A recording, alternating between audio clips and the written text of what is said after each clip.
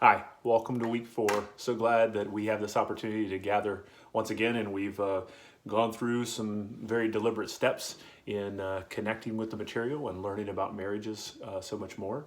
So, week 1, getting the lay of the land, seeing what's going on in the culture, particularly this North American context, and seeing about the effects of divorce, the feelings about marriage, cohabitation, same gender marriage, and these concepts that come together and ideas and how people view it.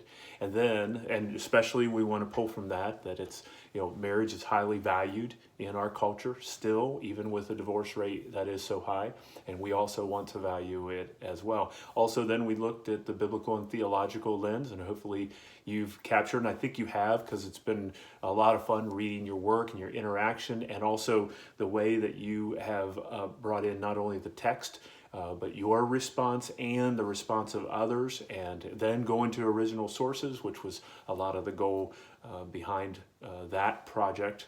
And now we want to move on to how to work with couples individually. So with that all being said, the next step is to say, okay, take an individual couples, and then from here, we'll go next week and the week following, we'll talk about how do you put a marriage ministry together. So a little bit intensive on this. It's really a quick plane ride as well. We will we'll cover, we want you to cover a lot, but you won't get an exhaustive look. There's so much more material than what we have time to cover here. So when working with couples, the first thing, and I'm going to do just a little bit of information that we want to cover here for you to tuck away and as you look at the materials for this week. So this is a little bit of a lecture, a little bit of information. This is one of my favorite parts because this is practically how we are dealing with couples, how we're walking with individual couples. And so the first thing, so just some things that you may want to just keep in mind. The first thing is that we want to understand couples. We want to understand them better, the individual couples we deal with. So are we dealing with a premarital couple? Are we dealing with a married couple? Are we dealing with a married couple that's in crisis? Are we dealing with a married couple that is remarried, so they're a blended family? Or are we dealing with an enrichment couple, a couple that just wants kind of a shot in the arm for their relationship? They need a boost, or they just want to work on things, keep things sharp, so it's enrichment. So those are 4 couple types: premarital, crisis, remarriage or blended, and enrichment couple. Of those, what I do is I take every couple through an assessment, and I use the Prepare Enrich assessment, which you're going to read some material on this week about the importance of an assessment. So it's an opportunity to have the couple walk through and get a snapshot of their relationship. You can use a couple assessment like Prepare Enrich, and then in the coming weeks, you're going to look at going to look at a resource that is written for that is this is based on an assessment as well, fighting for your marriage, and you'll learn more here. But this is for next week following. So we want to look at that then. But the idea is getting a snapshot. But you can also use DISC profile or Myers-Briggs. There are other assessments, the Enneagram. So you can do assessments that are not couple-centered, but they are people-centered, and they will give you insight into how to help that specific couple. So we do an assessment. We usually do an intake with couples as well. So when my wife and I are working with a couple, we'll do the assessment, but then we do an intake, which the terminology there is used in the counseling field as well, but a way of getting to know the couple. So we will have that via phone, or we'll have a personal contact.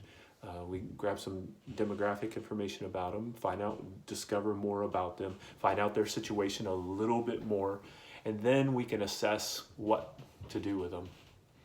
Now, the assessment itself will help designate where they're at with that snapshot. Prepare Enrich specifically divides into 5 different couple types, and so a married couple types, and you have some of the documentation, lecture material assigned to you this week. You'll do a little deeper dive on this week, but the 5 couple types are a devitalized couple, a conflicted couple, a conventional couple, a harmonious couple, and then a vitalized couple. Those are the 5 types of couples. Now, what premarital, drop the devitalized. You cannot have a devitalized premarital couple. Otherwise, typically, if someone's going to assess out that poorly, they're not going to want to get married. They're not drawn to one another. They're going to get out of that relationship naturally on their own. But knowing the couple type, then you know kind of how you're going to walk with this couple. So for instance, a devitalized conflicted couple, that's the lower level, less healthy. They're going to be weak across the board on many areas of their relationship, and including and primarily as a cornerstone, communication and conflict resolution. Those are 2 biggies. So we want to improve that and lift that up as we work with couples. Conventional couple types are going to be a middle of the road in their relationship. They'll be a little weaker in communication and conflict resolution, but maybe a little higher in some other areas. And typically on the spiritual end of things, even if they are a non-churched couple, they have agreement on spiritual things. So, and then of course, harmonious and vitalized couples are the healthiest of a group of couples.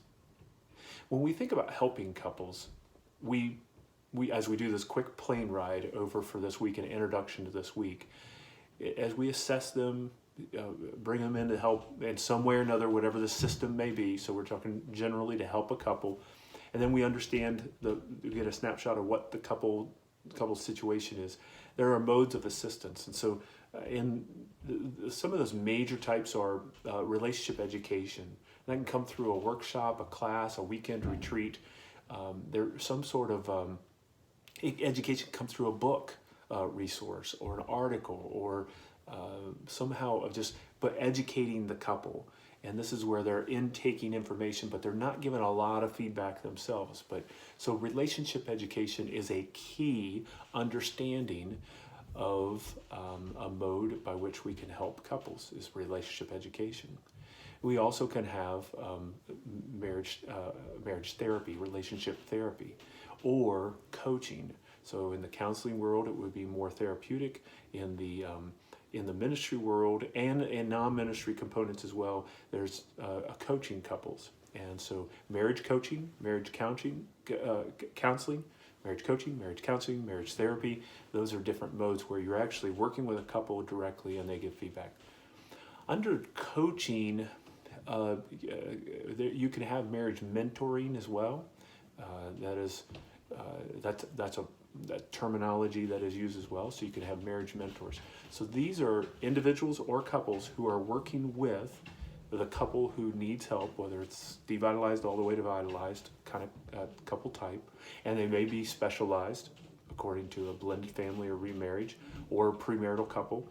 Premarital couple, in other words, can work with a marriage mentor, a marriage coach, a marriage counselor, a pastoral counselor, but it's all going to be kind of the same thing where they're helping move a couple to greater health. And that can include relationship education components, but it's also going to include, and this is key, it's going to include, or it should include, teaching relationship skills and giving them an opportunity to practice those skills.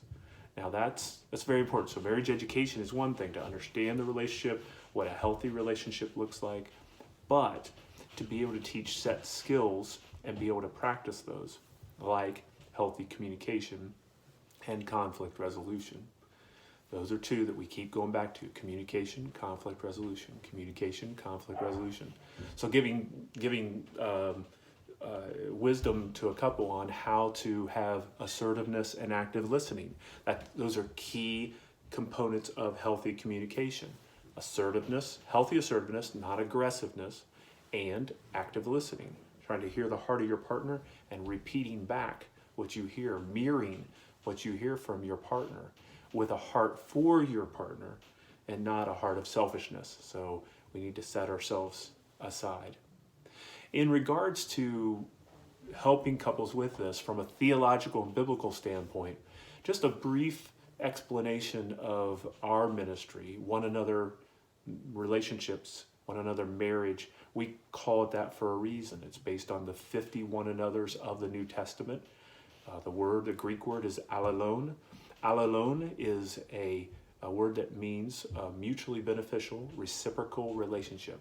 So we see this in love one another, serve one another, bear one another's burdens. These are important one another words, uses within the New Testament. And so if you take that and apply it within a marriage relationship, it means that we have this mutually beneficial, reciprocal relationship. So with communication, for instance, we train and teach couples to be able to look at the other and see the best in them and want to pull out the best in them rather than being selfish, as Cherlin calls that high individualism that's competing for this value of marriage. So let's take Cherlin and put him through a biblical and theological lens, or what you read in Thomas and in Keller, the whole idea of emptying yourself for a holy marriage, emptying yourself and serving the other, looking after the needs of the other. That is a one another relationship, and that's exhibited through healthy communication. So it would be assertiveness, active listening, not aggressiveness, and mirroring back, seeking to understand your partner's heart.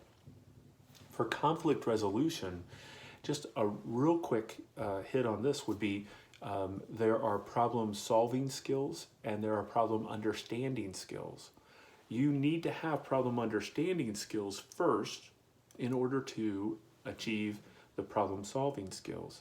You understand your partner's heart, understand where they're coming from, and to be understood before you can negotiate and solve a problem together. So there are healthy conflict resolution skills, which includes healthy understanding of where your partner's coming from on an issue, and then you can be able to negotiate and think through, okay, here are the options that we can go with, and with this difficulty as a couple, this disagreement, this opposition, this conflict, this stressor within our relationship.